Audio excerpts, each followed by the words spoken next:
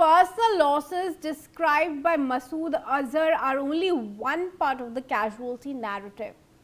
In a communication issued on 8th of May, he broadened the focus beyond his own family, writing that 36 people had been killed in the strikes. While the letter does not identify all of them individually or distinguish between relatives and JeM members, Azhar presents the figure as the total toll suffered by his organization and immediate circle. He acknowledges that the deaths constituted a major loss, but insists this should not be regarded as a defeat, arguing instead that those killed had fulfilled their duty and attained martyrdom. The letters then connect the deaths directly to Jaish-e-Mohammed's ideological mission, even as he kept attacking Prime Minister Modi for authorizing Operation Sindoor. Ajay, this also goes on to show the kind of influence terrorists still continue to exercise on Pakistani regime, the Pakistani military, ISI and the government as well. See, one thing is himself, he is clarifying on one letter, he says that how people have been killed, especially the family members, niece, nephew and others. And then other letter, he is also saying that they were basically performed their duty what they were for work. It means that they were part of this,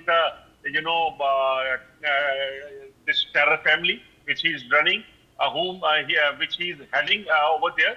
So that means that the people, those who were killed there, that is what government of India after this operation forces have told, that it was action on the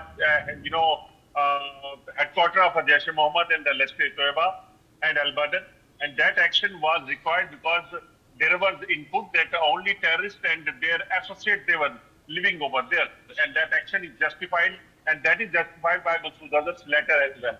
So this no doubt that he will blame Prime Minister Narendra Modi because he is heading government here in India, and he have taken a decision that this time Pakistan and Pakistani terrorists will not be spared, and that's why that action was taken and Operation Sindoor was launched, in which these terrorists, more than 200 terrorists were killed. That is what have been sources were saying.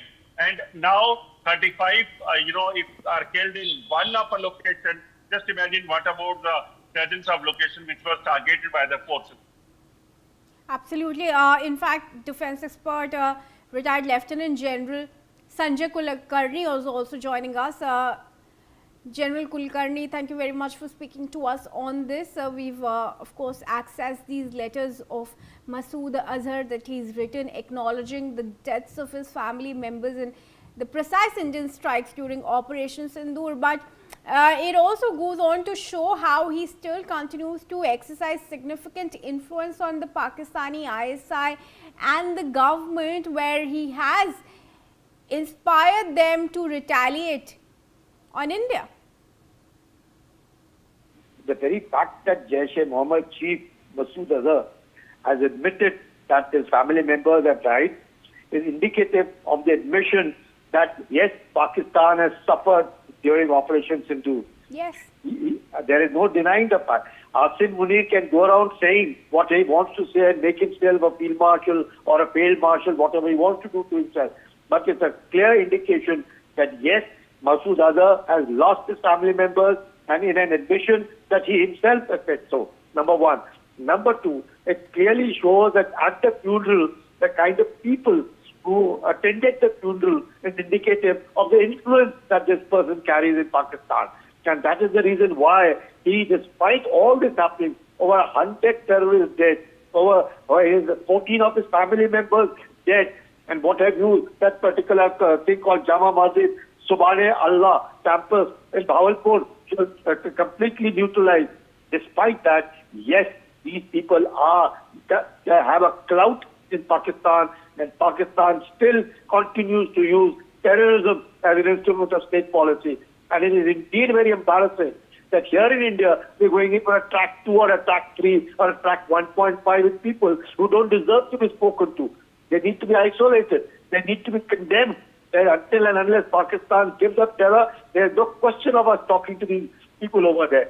But it's very sad, but definitely an admission by Jaish-e-Mohammed is indicative that Pakistan lost the battle, and we have to be now more vigilant because we have also identified that there are 80 terrorists in Kashmir floating around. Most of them from Pakistan, but some even from within Kashmir.